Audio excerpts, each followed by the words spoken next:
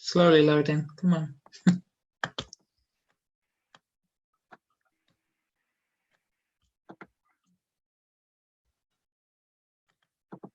And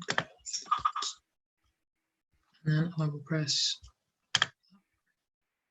Great. So thank you all for joining us this Friday afternoon. Obviously, for some of you who aren't in the UK, good evening or good morning, depending on where you are.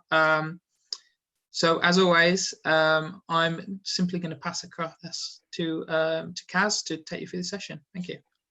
Hi everybody. I hope everyone can hear me. I'm Kaz. I'm the program director for MSc Entrepreneurship at Aston Business School. I'm also one of Dan's former lecturers, actually, as well. So today, obviously, we're looking at the stage that now you've sort of built your MVP and how to go about analyzing your data and how to form hypotheses from that.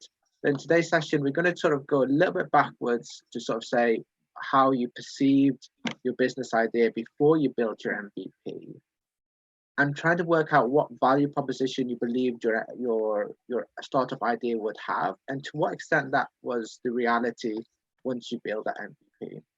So we're going to be talking about how to form hypotheses, how to test your hypothesis. We're going to talk about innovative accounting and looking at different metrics that you can use to test your hypothesis. And then in the latter part, we're going to be talking about product market fit and how to use your data to ultimately get to that goal that every entrepreneur wants to get to, which is product market fit. And if you don't know what product market fit is, don't worry, because I will cover that in that session as well. Right? Throughout the lecture, I'm going to cover parts of the lean startup which you've done in other sessions, but I'm not going to go into much detail because obviously don't want the session to be too repetitive. So quickly about myself, after I graduated from university many years ago, I worked in Beijing as for a startup. It was an import-export startup, and I did that for 4 months. And then after those 4 months, I worked as a freelance consultant with them for a year. And there I became aware of a lot of the pain points suppliers and buyers faced, which would eventually lead me to start my first company, which I did while doing my PhD at Vanity Business School. During that, before I started my business, I helped a friend set up a China-UK consultancy company. I ended up doing quite a lot of work for him until I stopped to concentrate on my PhD. He offered me 50-50 of the company. I said no. He's now a millionaire and I'm not. So obviously I'm not known for my life choices, decision making. But while doing my PhD, like I said, I set up a logistics startup. We went through quite a significant pivot. I ended up leaving the company so I can finish my PhD, but I never went back to it. And the project in the end sort of fizzled out. But recently, one of my co-founders started the project again, and I'm working as an advisor for him. Since 2014, I've been a lecturer at Aston Business School, and like I said, I'm now program director for MSc Entrepreneurship. And I'm currently working on a startup now, a stealth startup in the education technology space. And I also mentor a few startups, which I'll talk about during the session when we talk about product market fit and how to analyze data as well. Right? So when I started the session, I thought I'll go giving some quotes of various investors on what they look for entrepreneurs, especially for the early stage investments. And sort of a mashup of all the kind of quotes together, I came up with this one, which is, I want to see a fundamental insight into an industry or a space that entrepreneurs operating in, which very few people have. And I think the most famous sort of expression is that by Peter Thiel. For those who don't know, he's the first, I believe, investor in Facebook. He's also the founder of PayPal. And he says, he asks the entrepreneurs, what is an important truth that very few people agree with you on? And the reason why they ask those questions is they want to see you as entrepreneurs to be able to have an opinion and having an insight, which is derived from you being an expert in your area. All right. And I think that is something that's really important to sort of see. And one of the things I always sort of tell startups is you need to be an expert in your space you're operating. And I think for that, a lot of us have those expertise through experience, through education. But we also get that experience while we're building our startup as well. All right. And essentially, you want to be in a position where you know the market so well that you can form your own insights and have your own opinions, while at the same time knowing everything that's wrong with your opinion. And that's really important, because it's important for you to be able to appreciate the different stakeholders and different perspectives through it. And then essentially why this opinion that you have is really important is it allows you to form assumptions and hypotheses, and which, if proven correctly, can lead to you building a really successful product and eventually a successful company as well. So that is the sort of the journey and the process a lot of startups have to go through. And when you're testing your MVP, you essentially want to be able to get more and more insight in your marketplace and understand your customers more, so you can tailor your product to fit that market and ultimately build a successful startup. But one of the things we also have to remember is our own biases. And this is one thing why I say to you, you have to know everything that's wrong with your opinion to be able to see past your biases.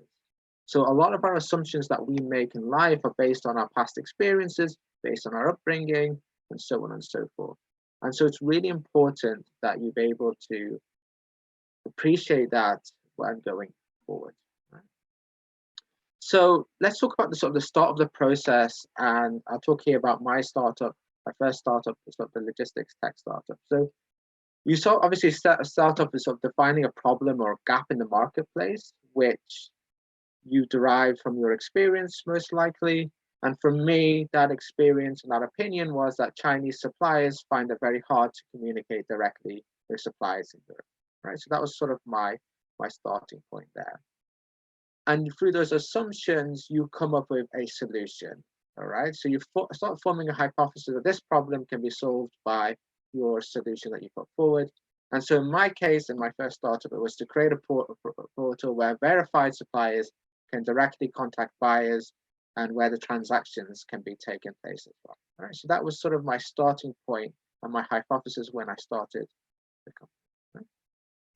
But one of the things you have to do as early as possible is try to validate are these assumptions true or not. And so the sort of ways we ask you to evaluate your assumptions before the MVP stage is through interviewing, through shadowing different people, maybe for creating focus groups, questionnaires, and so on and so forth. I'm a big fan of interviewing because I believe it's really important to be able to script the journey of your future customers to really go deeper and understand their insights.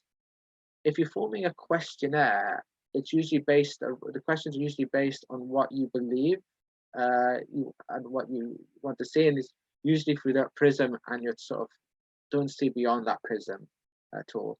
So I like to say to people, start very broad when you start interviewing and sort of searching for answers.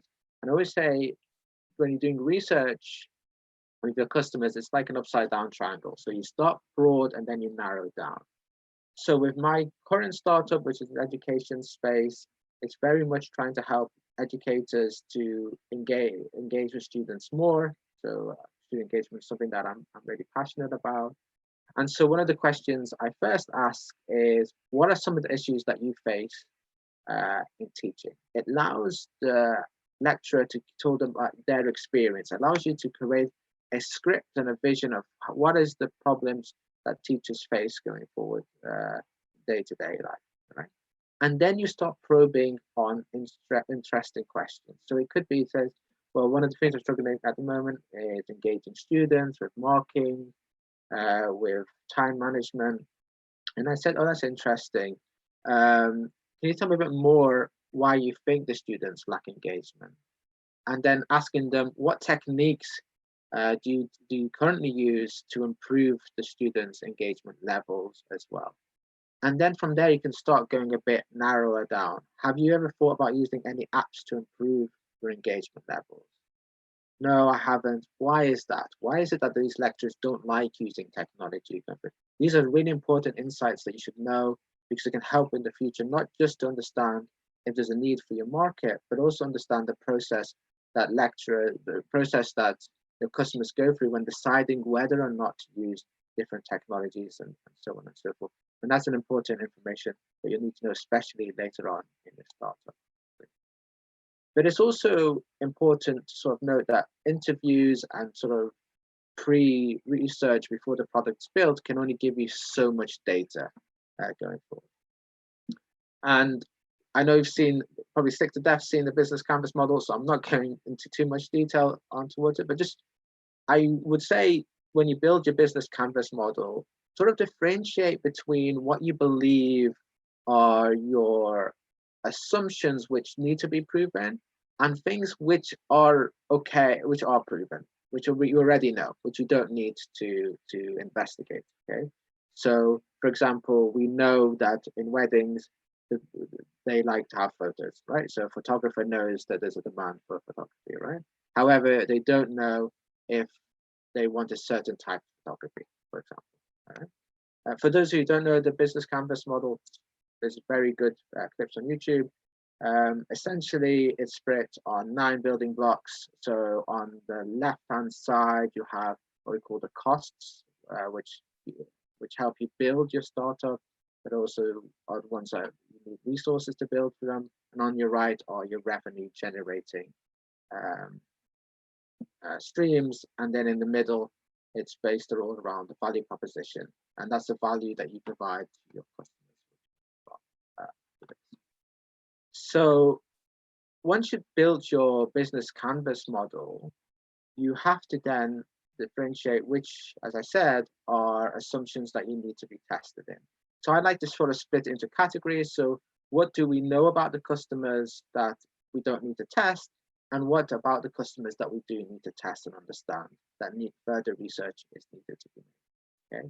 So the customers we know have a problem with, for example, lecturers I know have a problem with student engagement. It's the most frequently being cited in research. It's things that I know as an academic as well.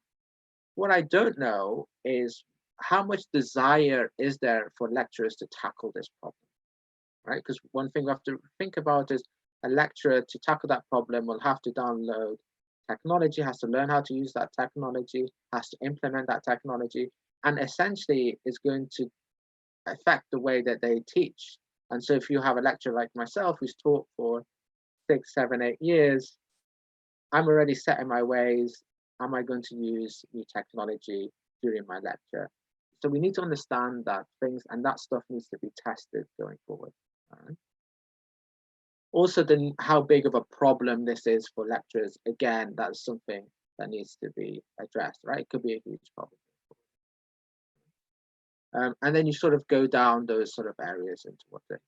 One thing as well is sort of revenues. So a lot of people who think they want to build an MVP think, oh, we just need to make sure our product, our solution is adding value. We also need to work out what are the best ways to people pay for these products, right? And one of the things we learned sort of building my current startup through research and through testing was that actually universities' sales funnel is extremely long, all right? So I can go to a program director and say, I think this will be a useful tool for your course. And they will say, yes, that seems interesting.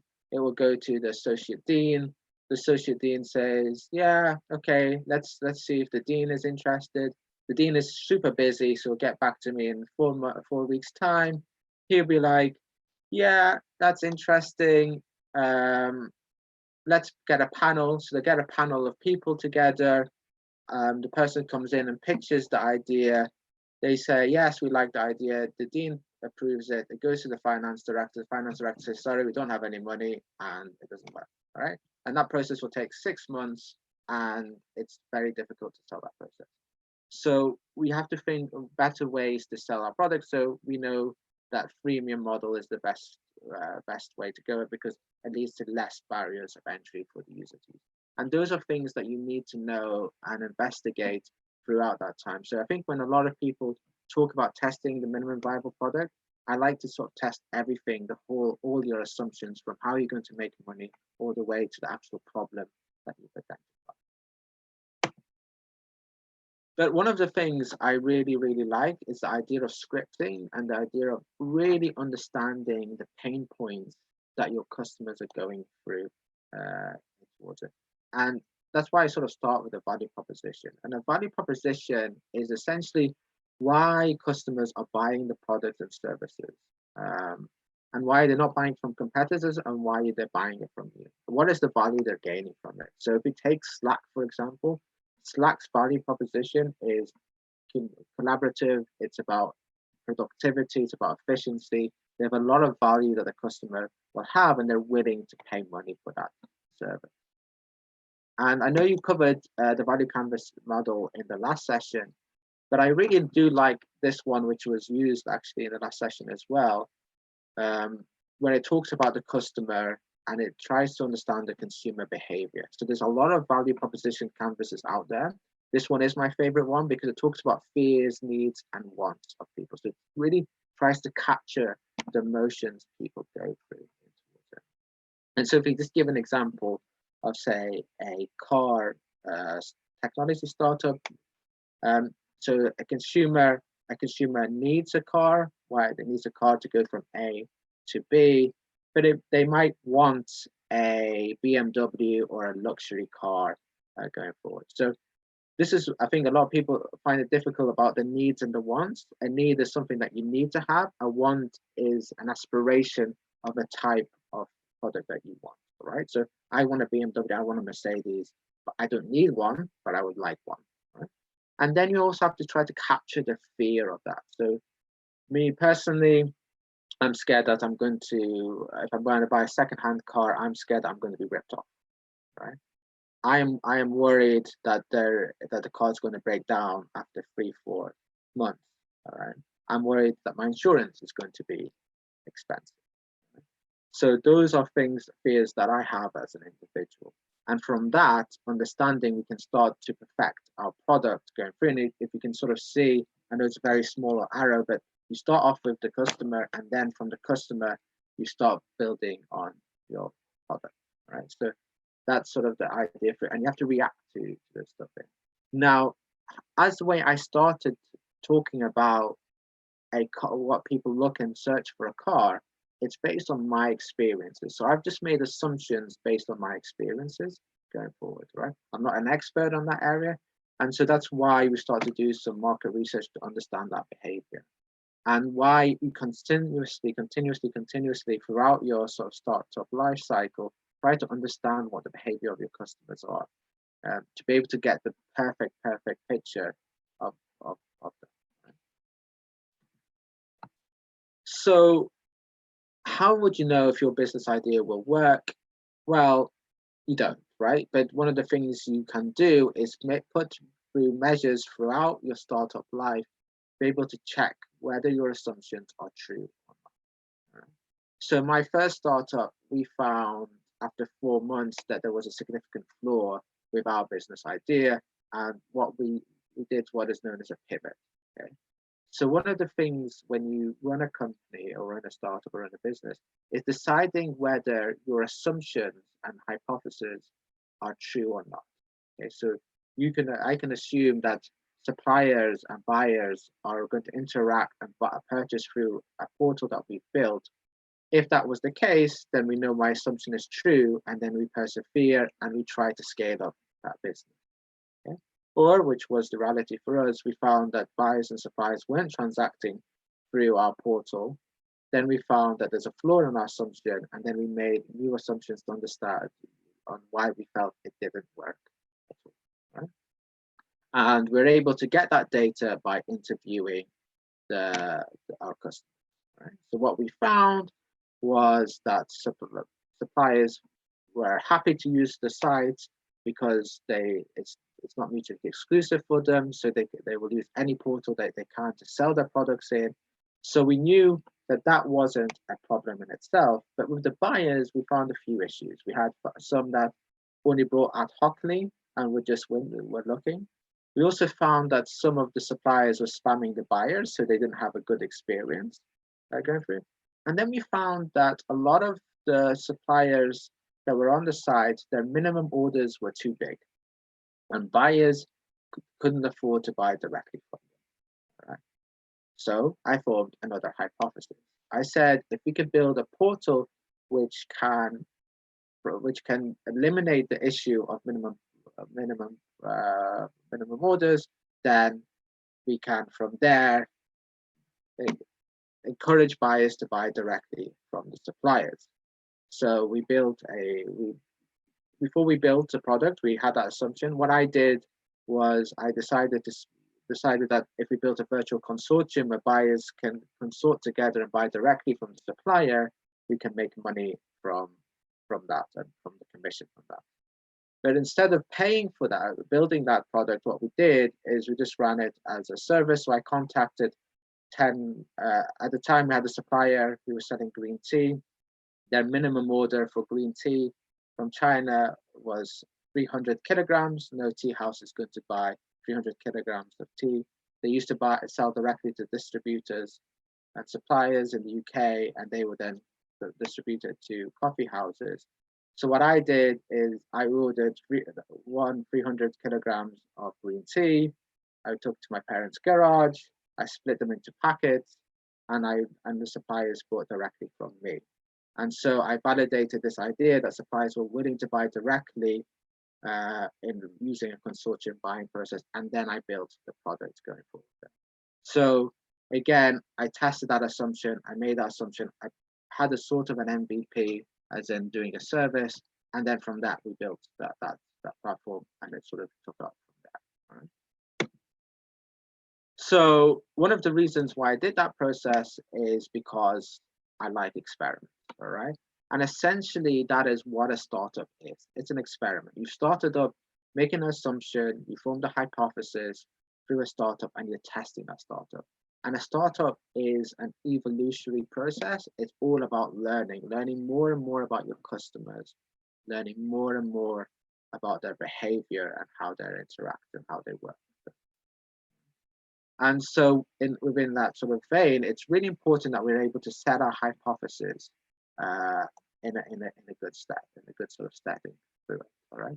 So obviously, most of you will be familiar with the sort of build, measure, and learn effect. So you build your product, you measure the outcomes, and from there you learn from that and you react to that. All right. So in my example, we built a portal. We saw that suppliers were engaging really well, but the buyers weren't engaging really well. We started to interview and speak to the buyers, and we found out that there's a big flaw going forward here, and we've tried to address it. We come up with a new assumption saying, if we can tackle the issue of minimum orders, then buyers will want to interact with the portal again. Right? So again, we tested that. We found that worked well. We then found other assumptions on the way, and it was just a continuous circle, with the goal eventually leading what we call product market fit, which I'll talk about a bit later. Right? So one of the things we need to do is figure out what you need to learn, and from there develop your hypothesis, build a minimum viable product, measure the success, and then decide whether you want to pivot or persevere. Right? And if you're in the persevere stage, then you've hit what everyone wants to get to, and then you can sort of go forward and take it from there. One of the things that everyone will tell you is try to learn as quick as possible going forward. And I definitely would recommend that, because we wasted a lot of money going through it. Right? And I think you want to go as fast as possible there.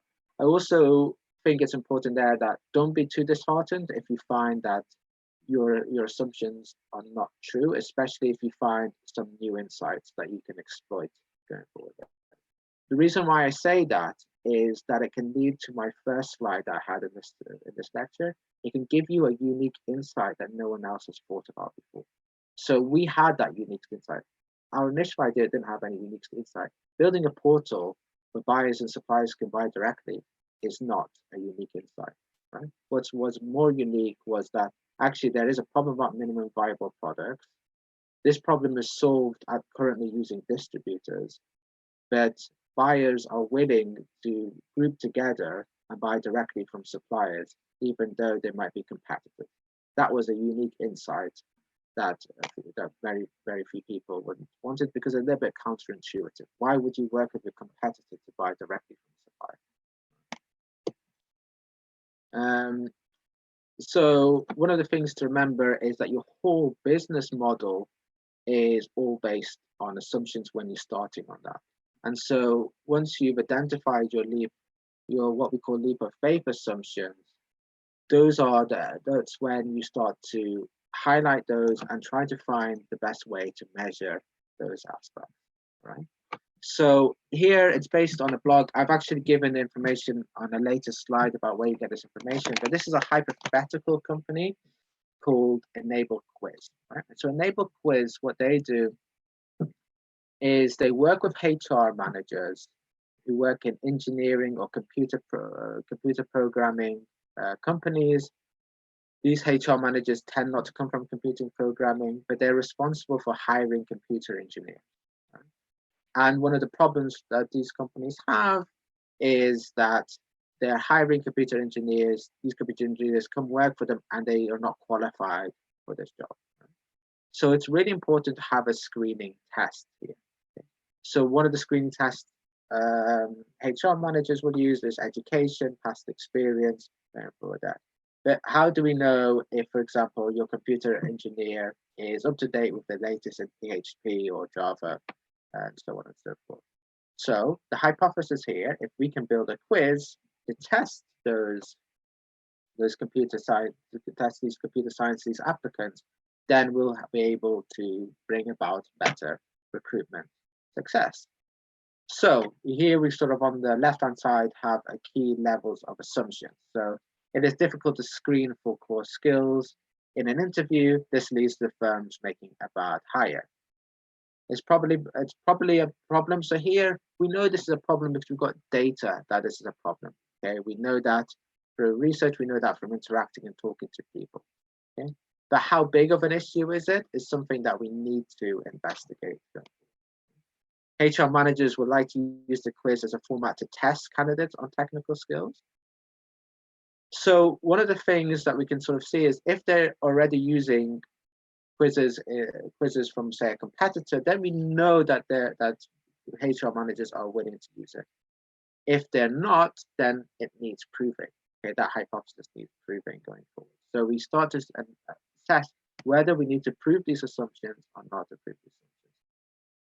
The quiz can measure all technical abilities required. Hiring managers are willing to pay for the quiz. Okay. So again, this is something that I was talking about before. I can isolate and tell you that student engagement is a problem, that through my research that lecturers are willing to use that product, but I don't know if they're willing to pay for that product. That is probably the hardest thing to test. Because usually customers, when you do research, yeah, I'm willing to pay for it. Anyone can say that, all right? So I think that is in itself a sort of a difficult measure to look at. But we'll talk about how to assess those as we go on through this. So in the basics of it and how we form form assumptions into hypotheses is that we start with assumptions. So our assumption here is HR managers would like to use the quiz format to test a candidate's technical ability. And the result will be they will use the quiz in their hiring process if we provide it to them. So if they had the option for this quiz, they will use this quiz. So the hypothesis, therefore, is if a HR manager would like to use a quiz format to test candidates on technical skills, then they will use a quiz in their hiring process if I provide it for them. So that's a clear hypothesis. And the reason why that is a good hypothesis is, I'm going to skip a few slides in towards it, is because it is actionable, it's clear that we can measure it, it's accessible, and we can test whether it is or not. And I'm going to talk about this a little bit in a couple of slides in a bit more detail. But one of the things you have to make sure is when you form a hypothesis, we can test that hypothesis. Right? So I often see quite a lot of hypotheses which are a bit difficult to test. So one of the things you want to do when you form the hypothesis, is it realistic that I can test it going forward? Right? And once you decide it's realistically tested, that's how you start building your MVP. So I know a lot of you are in the process of starting to build your MVP or thinking about building your MVP and deciding what characteristics or what features you would like in your MVP. And those of you who don't know what MVP is, it's a minimum viable product. So you don't want to build your final version. You want to build a smaller version of what you're building to be able to test those assumptions. So with my startup currently, if I wanted to build my platform that I'm building on from quotes, it's going to cost me £75,000. I'm not paying £75,000. So I know what my hypotheses are. I've done a couple of small MVPs. So we're in the process now building the platform, but we're not spending that much money because we're not building the complete version of the software yet. All right. We're going to test that and then we're going to build on. All right. So one of the things we have to make sure is your MVP is aligned to be able to test your hypothesis. So in the case for Enable Quiz, we're going to see what they've done.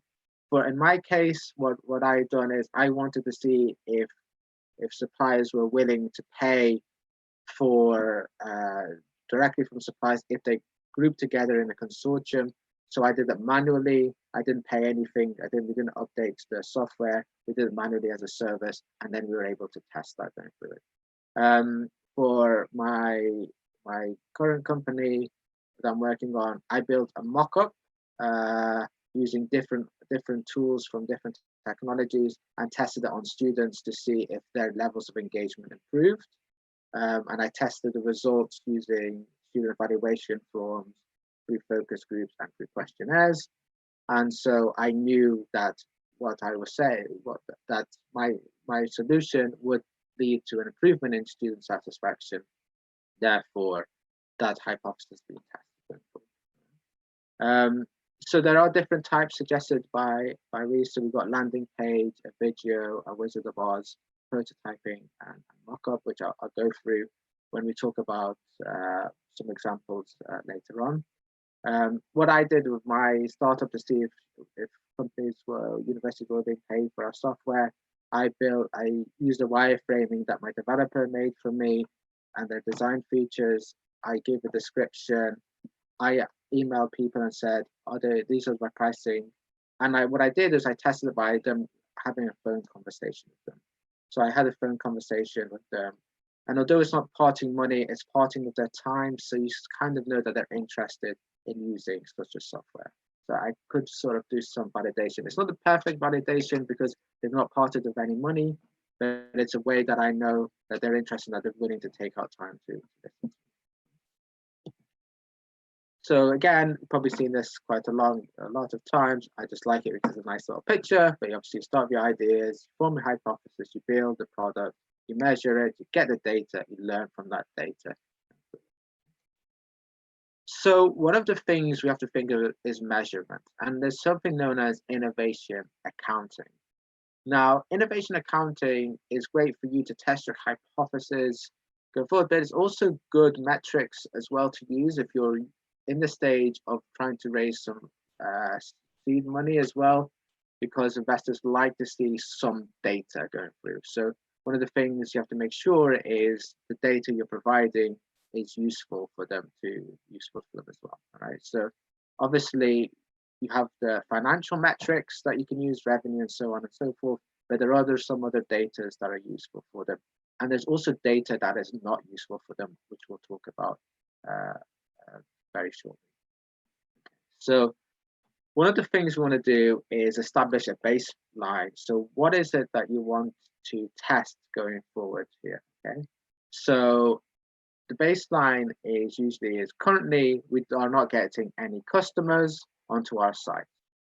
Okay. I'm going to create I want to see the impact of putting a video on improving our customers. So what I do is I put the video and I see what the outcome is.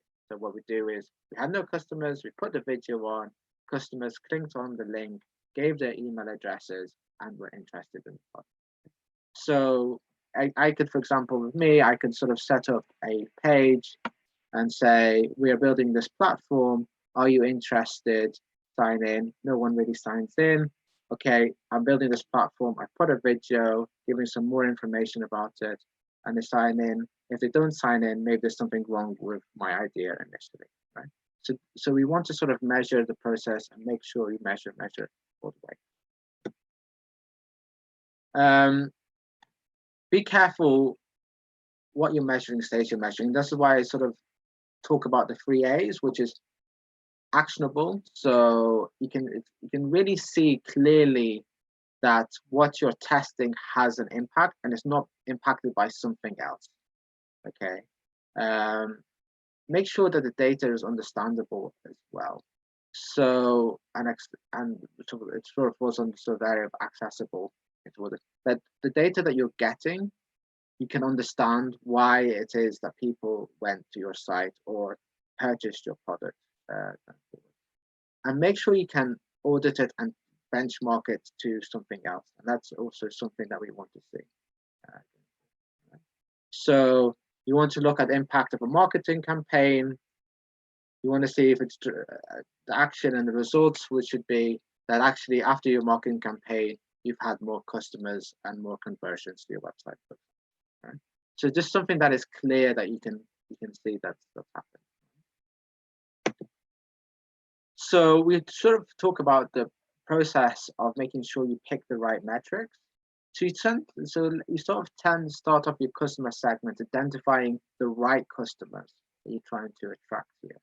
And by trying to create some personas of these customers. So who's the average customer that will use your website or use your product or use your service? What are the thought process? And that's why I sort of like the value canvas model, because you can use that to create a persona. So this average person needs a car, they would like a luxury car, but they're scared that they're going to be ripped off, right? You create that persona, right? And the problem that you're isolating is they're scared of being ripped off. They have that fear. That is a problem. The solution is to have, customer feedback-led rankings of cars for individuals, right? And then you need to see what is the measure of success for your company, right? And so here we have to distinguish between what we call vanity metrics and actionable metrics. Okay, so one of the things you often see is people say, we've had so many hits on our web page, we've had several people download our app, and we've had several people like us on Facebook, on Twitter, and follow us on Twitter. Those are what we call vanity metrics. They don't tell us anything. Okay? I have downloaded several apps that I do not use. Right? So that doesn't tell me enough information. Okay. Usually, and the reason why we don't sort of a lot of people don't look at downloads positively, we've all been there where we've seen an advert on Twitter or Instagram and just downloaded the app. We've gone on it for like 10 seconds, found it useless, and we deleted the app, right? So that doesn't really tell us much whether customers like your product or do not like your product. What is important is understanding how long they've been on the site, whether they're paying for your things. So say you're using a freemium version of the app, how many are converting to pay, and the satisfactions these customers have, right? Those are much important metrics to have than the vanity ones. So those are actionable metrics that actually tell us the story, tell us a narrative thing. And then in the longer term metrics, once you've established your business, you can look at monthly recurring revenues, annual recurring revenues, which I could talk about later on in the session, and the customer acquisition cost. So how much does it cost to pay for your customers, and if that will fall over time. So it could be that in the very beginning, it costs you £100 to acquire a customer, but over time, because you've built a reputation and because of word of mouth, your customer acquisition cost is getting lower and lower. That's usually a positive sign that you have had a what we call product market fit, which we will talk about later. So here we sort of talk about some other metrics that you can use. So if you're using active users, make sure you define active users you want to look at. So how long they stay on the site, for example, how long they stay reading the article. And growth metrics is probably the ones that we really like to see, right? So once you've hit a place where you feel that your assumptions are being tested, you want to see that it's improving month over month. And the reason why that is important is that through evaluating feedback through word of mouth or through reputation, you should see that your product or service is getting better and better and better over time. So if, say for my company that we're starting, the engagement tool, if more and more lecturers are using it week by week or month by month, it means through word of mouth, people are saying something positive. And I know that actually we've hit a good, what we call product market fit. So while downloads are a poor indicator, daily users on your application is a good metric to use. So it's monthly users.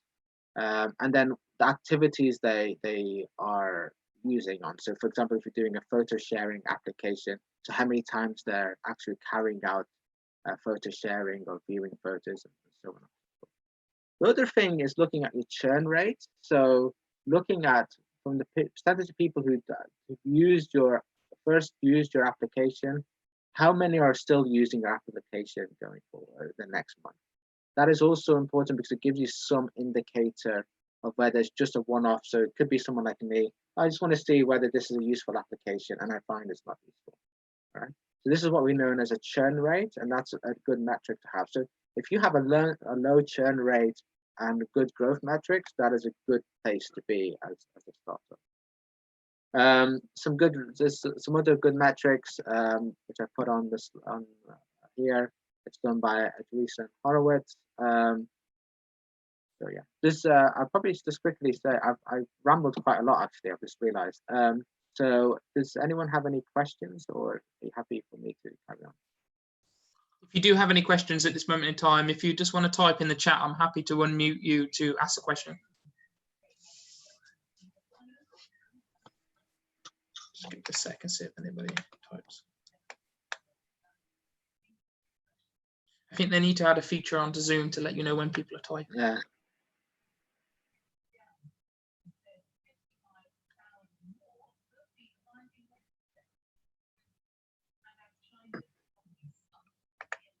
Okay, so we're getting nothing through at the moment, so I'll assume Okay. we're good to carry on. Good. All right. Awesome. All right. So this is one of my favorite worksheets. I've actually put this up in the chat as an extra thing. So this is what I sort of use when I want to sort of see what my assumptions are. So I sort of in the top left-hand corner, you can sort of say assumptions to be tested going through. So just write down what your assumptions are in your startup. These are assumptions which can't really be verified by using secondary sources or through interviews, that kind of thing. And what your expected outcome is from those assumptions. Okay, so I assume that my assumption is that a tool around student engagement is going to improve student engagement, right? So this outcome is higher feedback scores from students, for example. And what is the minimum viable product that you can use to test that tool? So you can run simulations using in your class instead of using the technology. For example, it could be that I'm developing an application where students, instead of raising their hands and asking questions, they type it on an application and this comes up on the screen behind me. Going forward there, what I can do during the break time, I gave everyone a piece of paper and they just stick it on the wall. And after the break time, I can see how many students have asked questions, the way to test that. Right, that's a bad example, but you sort of get my gist in that. And then the measures to test whether this is been a successful outcome from your MVP. So if if I'm getting more questions as a result of using a anonymous way of giving questions, then I know it's successful. So my baseline was that in my lecture of 200 students, I only got 1 or 2 questions during class. Once I put an anonymous way of asking questions, I got 10, 15 questions. Then I know that this is a useful tool for me to go. Or that's my hypothesis of being tested. Okay. So those are things that I sort of worksheets that I used, and then it eventually sort of, you went down to the worksheet, you decide whether to persist or pivot going through. So if you go to enable quiz again and see using this as sort of a hypothesis development kind of thing for this company. So if you remember, this is the quiz where if you're assessing the competency of computer scientists or engineers, you can sort of see here the key assumption was HR managers would like to use the quiz as a format to test candidates on technical skills. So here we can build a prototype quiz and get the HR manager to use it. And in the blog, and I've set the link at the bottom here, is what they said is you can build the quiz using Google Forms or Monkey Survey, for example, and from that you can test whether or not HR managers are using it or not. Okay. The quiz can measure all technical abilities required.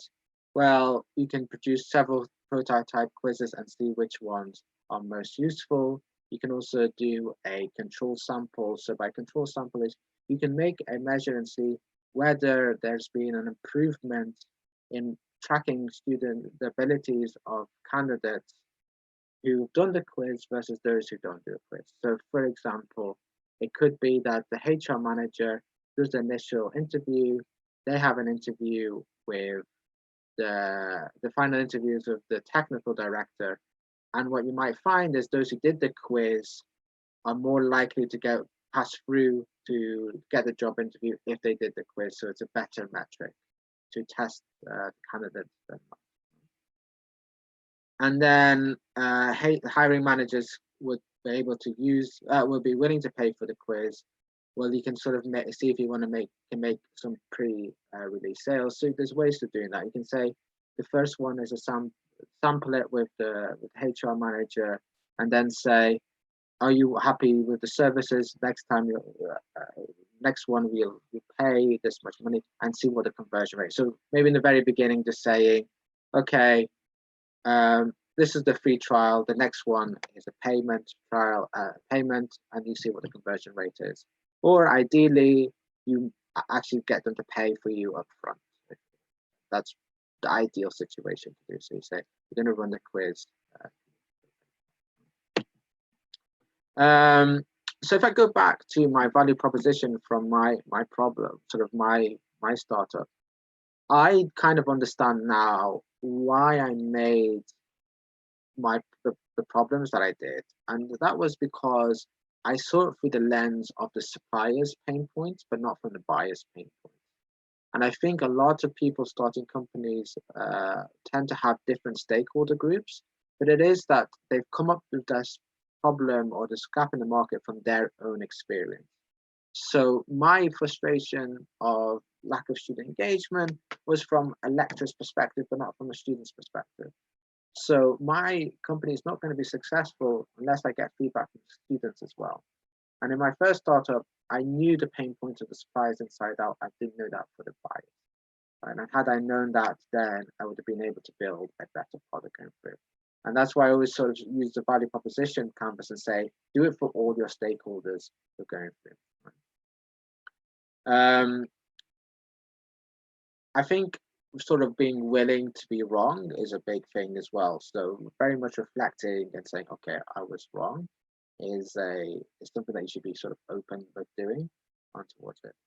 And also continuous sort of testing. So one of the things we did is this thing where we wanted to diversify one of our offerings to the people using our portal at the time.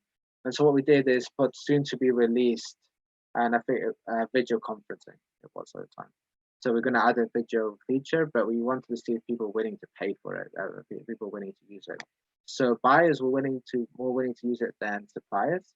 Suppliers weren't, because they're worried that maybe the lack of English quality, or so. I think after our interviews, after we did some interviews with them, deterred them from wanting such a feature for them.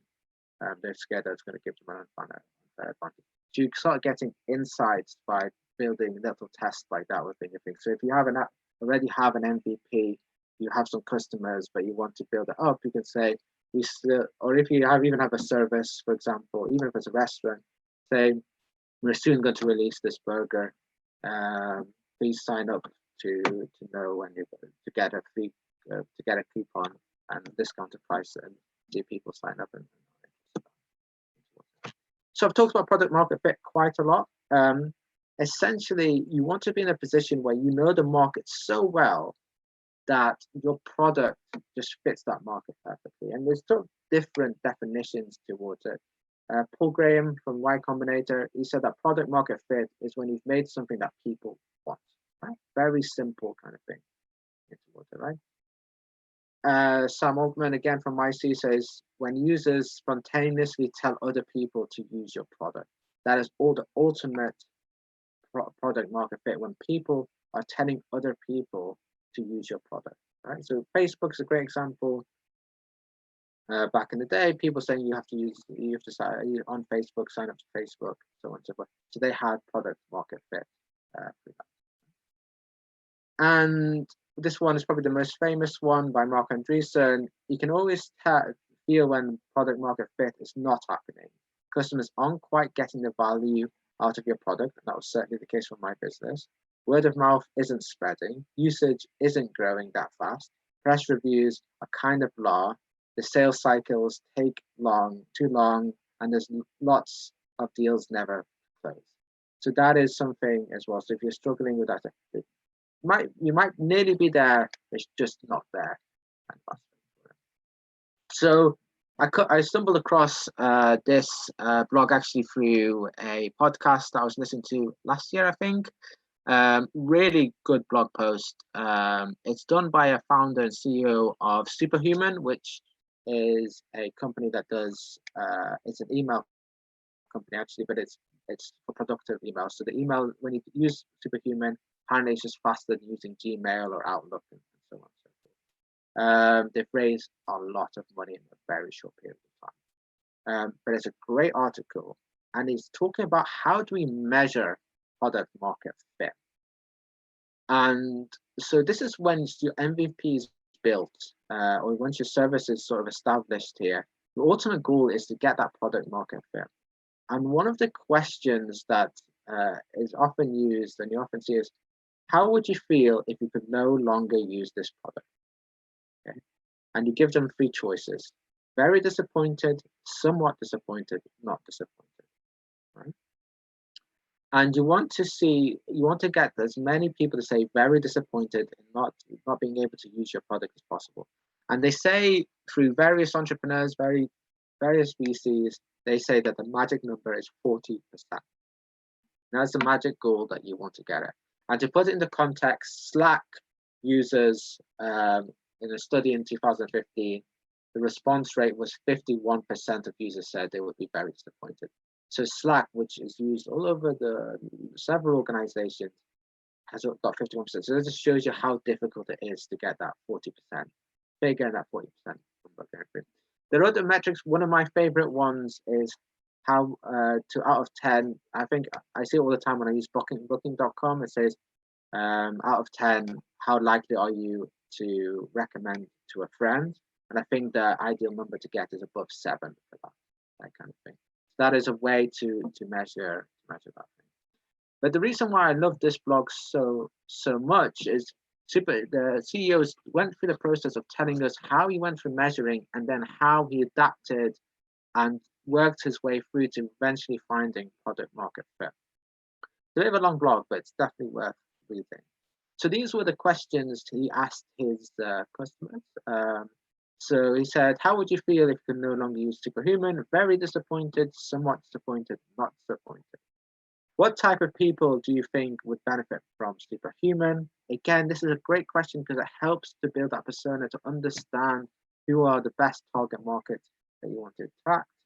What is the main benefit you receive from Superhuman? Again, you're trying to dig deep there for the value proposition here. And I like that question because it's not a leading question, right? It's allowing the customer to express their feelings. And how can we improve Superhuman for you? So what he did is he found that 22% were very disappointed. So he didn't find product market fit if you think about trying to find that 40% goal. 26% would not be disappointed, okay? And 52% was somewhat disappointed. So his viewpoint, and it's a very nice viewpoint, is you just disregard those 26% that didn't like your product. They clearly are not your target market, and it's just going to be too difficult to persuade them to like your product. Okay? Instead, you should start to create personas and try to understand the characteristics of the different groups of people who answered your questions. So what you want to do is find out who were the people that were not interested in your product. And from there, you can say, okay, in the future, we just don't need to target those markets. These are our target marketplace. And I, in my startup, because I've done a few conversations and talking to different people from different courses, I know that my application is not going to work well for courses that are outside business schools and law schools. Right? I know that from speaking to them, this is not going to work for our classes. So that's good information for me to know. Right? Allows me to segment and segment that thing. So once the good thing about creating personas and segmenting your market and trying to understand the characteristics of those customers, you can start to see who your sort of best customers are. So here we found the ones who said that they would be very disappointed if they could not use Superhuman, were founders, were managers, were executive business development people. And what he did was he then isolated those who said somewhat disappointed. They asked them a different question, okay? And they asked those that said they were very disappointed a different question. So the ones who are very disappointed, he said to them, well, what benefit do you receive from Superhuman so you can really understand? And once he got all the information, he started to create a persona of the thing. So what he said is, our ideal customer is Nicole, a hardworking professional who deals with many people. For example, she may be executive, a founder, a manager, or in business development. Nicole works long hours, often in the weekends. She considers herself very busy and wishes she had more time. Nicole feels as though she is productive, but she is self-aware enough to realize she could be better and will occasionally investigate ways to improve. She spends much of her working day in her inbox, reading 100 to 200 emails a day and spending 15 to 40 on a typical day. Okay, so that is sort of a persona built by Superhuman of their ideal customer. So you've now isolated and understand who your main customers are, right? You also ask them what did they like most about it. So I think the answers was speed, productivity were the main benefits that these customers got from using Superhuman. So he then, after disregarding the people who didn't use his product or didn't like his product, he focused on the somewhat disappointed. Now, these are people who are on the cusp, and if you do small tweaks, they could be in the very disappointed category the next time you answer that question. So how can we improve Superhuman for you? And what he found was majority of people asked that the mobile application needed to be better or to be created as an app form. So what he said here is what you should do is double down on what the users love and address what is holding others back as a way to work through. And I think this is probably a good way to do it. I think some people are worried if you remove the the not disappointed group, that somehow you're narrowing your market. Actually, having a niche market allows you to scale more quickly, because it allows you to have a bit more focus things. You can focus your marketing category. And I wouldn't be an academic or a lecturer if I didn't give you some research for that. But most research does show that the fastest growing startup are the ones who operate in more niche areas, actually, going through. So that is something sort of to bear in mind. Another thing I often hear students and startups say is, well, we've got several ideas, why don't we just test a lot of them? Also, the research tends to show that those who focus on one product release at a time tend to also scale quicker and tend to be the ones who are most successful as well. So that's just something just to bear in mind there. So as I said, I mentor a few startups. So one of the startups that somehow I end up mentoring is this online speed dating application. I'm definitely the worst person to be mentoring something, but in terms of customer type. But what he's done is he set up a speed application. It's currently in closed alpha testing. So what he did 5 speed dating events and then asked for feedback. Okay. So, but the good thing is that these people already, they paid for the speed dating application. So actually, his first hypothesis got proven, which is people are willing to pay for online speed dating. So actually, they are good. The second one was the number of matches that he could test. He found that men were less picky than women, which shouldn't be much of a surprise. So this is something that is interesting to look at going forward, to say, what is the experience that different people have on those things? So here we want to start doing some categorizing the personas. So we obviously have two different types of consumers. You have women and men. Here, in this case, it was just the speed dating was between women and men.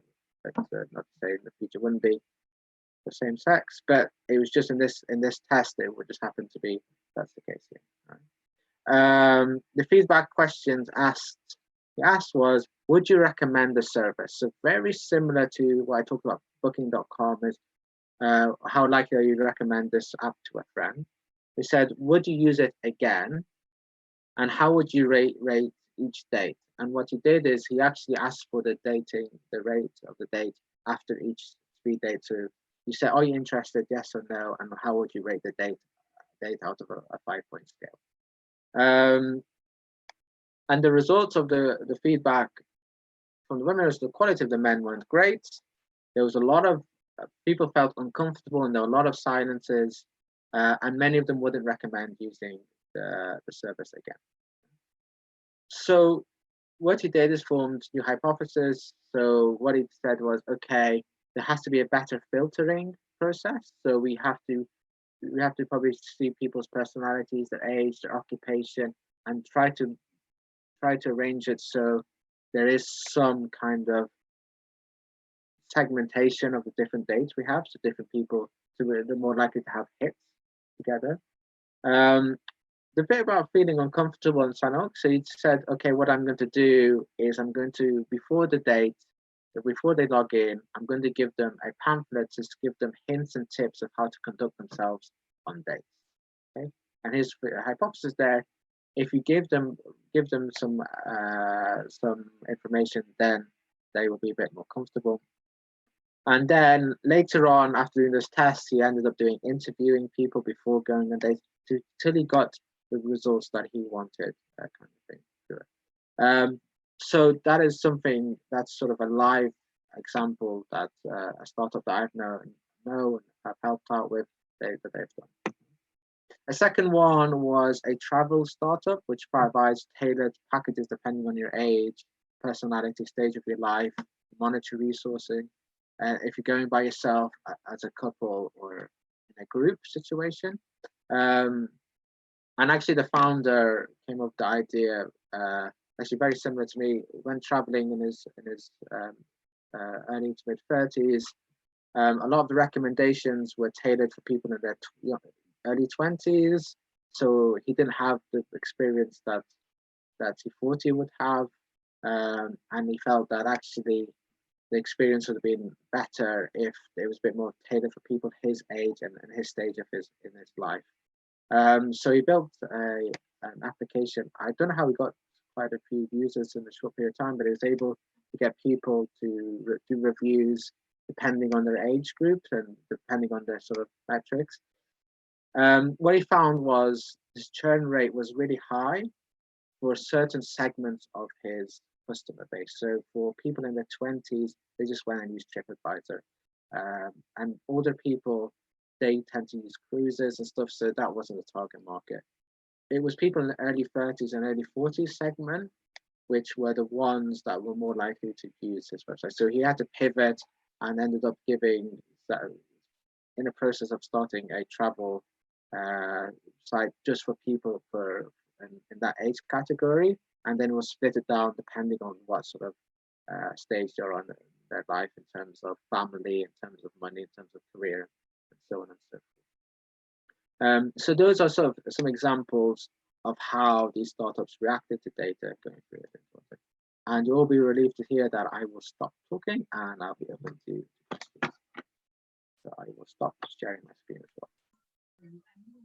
Awesome. So if you've got any questions, if you type in the chat and let me know, I'll then unmute you to ask the question. Obviously, if you don't feel comfortable talking, you're more than welcome also just to type the question. Whilst we're waiting for people to put in the questions, I'm going to start with a question. So if I was starting a new business now, this kind of methodology is the approach that I would definitely follow.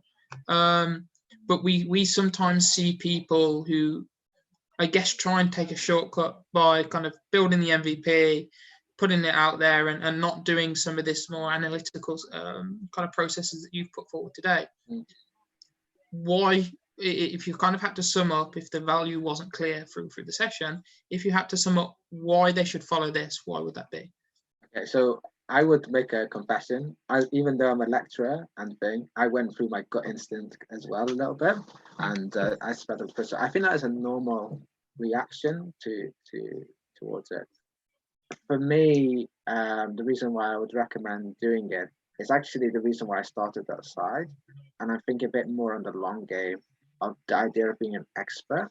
And for me, it's about thinking about, okay, shortcuts, you use the shortcuts thing, but the questions I'm going to ask you is, what, by investors or by co-founders, when bring co-founders later on, how did you go through that? Why? How do you know that is true? And if you just say through experience, but how do you know that's true? And I have mentored startups, and even though with yourself you feel, okay, I can just go for sure, I'm just going to go and just run it down the thing. It's the way that when you interact with people, it can be a little embarrassing for the thing. So, I mean, I can give an example of a recruitment startup that I said to they said, well, we don't think CVs are a good way to assess people at all. And we want to have, instead of that, have video, to make videos or something. And they said, okay, that actually sounds logical, but you know, have you spoken to them? Just built it and it didn't work in the end. And I think it's just something just to be careful with. You know, that kind of thing. And I don't know about you, but with me, with this startup I'm working on, I have quite a few like sleepless nights. Like I'm really confident 90% of the time, and then I think I'm spending that much money on anything. So that's another. And I think that's where part of the difference is if it's a decision on something that doesn't cost you anything, it's like, okay, you know where you can take risks there. Obviously, unfortunately, the big place we see is when people are outsourcing tech development. You know, they pay some money out, they get something back, but because they haven't been kind of quite thorough in testing those assumptions, they've spent money out on something that just doesn't fit the market. That's also another thing. I mean, with the development side of things, I've outsourced some development.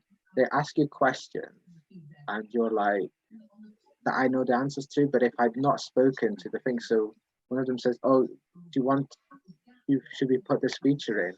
Intrinsically, I would have said yes, but speaking to them, I know that was a no. So Yeah, that makes it that makes a big big difference. On that. Anybody got any questions?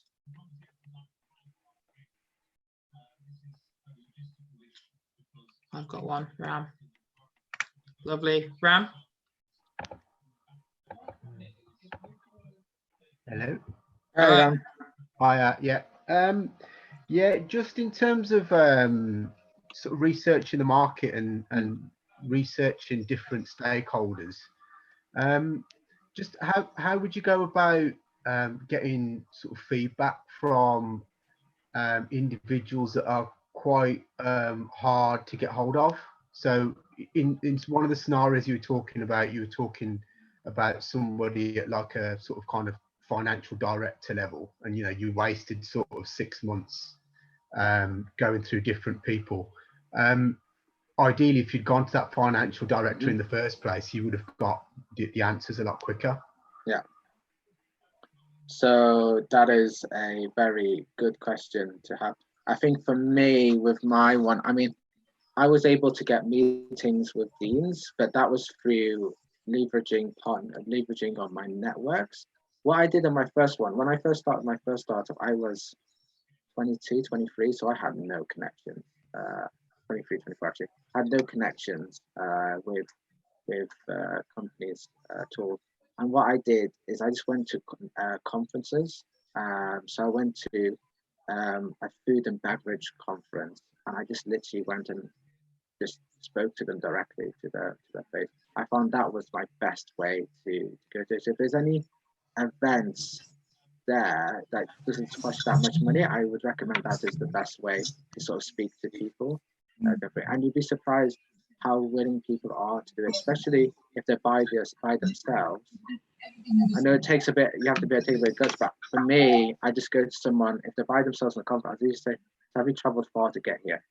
Like, it's such a simple and easy thing. They say, and they're willing to talk to you, and then afterwards you can sort of say, yeah, I'm working on this startup with, which offers accounting solutions for financial directors, and then you can sort of have a conversation from that. So that's probably my best recommendation. Obviously there's LinkedIn and cold emails, but if you can either leverage off your current networks, then that's obviously the best way. Second way, if you go to those conferences, then I recommend doing that, but obviously that costs money. So but that's my suggestion on that. Yeah, I think you're right there. Sometimes you've got to just give it a go. Just message people, be persistent, because you'll get a lot of emails ignored, phone calls ignored, that type of thing. But just be persistent. I'll just unmute you quickly again, Ram. Does that answer your question? Yeah, it's brilliant. Yeah, I think it's always best to be sort of face to face with somebody, and I've been to a few conferences, and it's definitely kind of allowed me to progress a lot more than sort of sending emails or LinkedIn or whatever. So yeah, definitely a good bit of advice. Yeah, awesome. Any other questions from anybody here?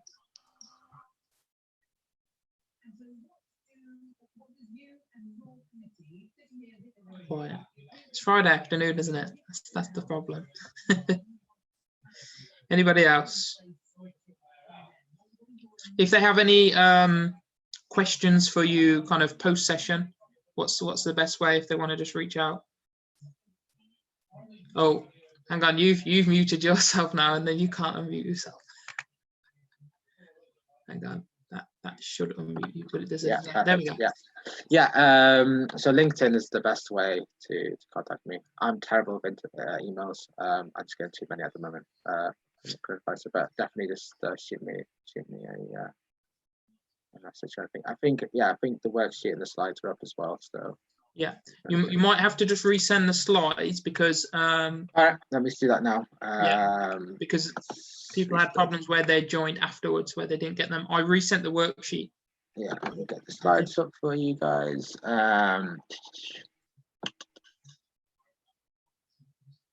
Okay, here we go. It should upload any second now. Lovely. If there's no more questions, then thanks, Kaz, for No that. worries. That was awesome. So